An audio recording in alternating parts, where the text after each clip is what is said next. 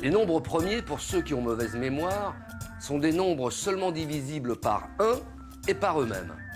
1, 2, 3, 5, 7, 11, 13 sont les premiers nombres premiers. Jusqu'à 100, ils sont relativement faciles à trouver, même de tête. Au-delà, ça se complique. Plus on va dans les grands nombres comme celui-ci, plus les nombres premiers sont rares et compliqués à trouver. Aussi, chez les matheux fous, la recherche des nombres premiers est devenue un sport, une compétition, que dis-je, une lutte acharnée.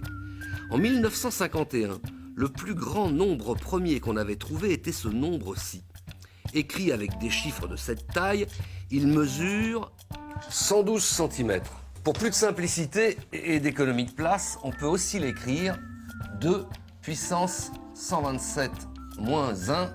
C'est pareil, c'est le même nombre. À partir de cette date, avec l'arrivée de nouvelles méthodes de calcul et surtout l'intervention des ordinateurs, les records s'emballent. 10 ans plus tard, en 1961, le plus grand nombre premier découvert avec l'aide d'un ordinateur IBM était 2 puissance 4253 moins 1. Écrit avec des chiffres de cette taille, il mesurerait 52 mètres. En 1992, le record était 2 puissance 756 939 moins 1. Écrit de la même façon, il mesurerait 9 km.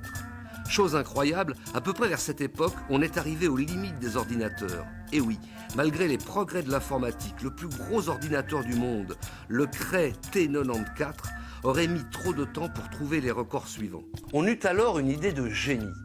Grâce à Internet, on fit travailler ensemble les petits ordinateurs personnels de milliers de gens sur la Terre entière. Vous, moi, tout le monde peut être volontaire.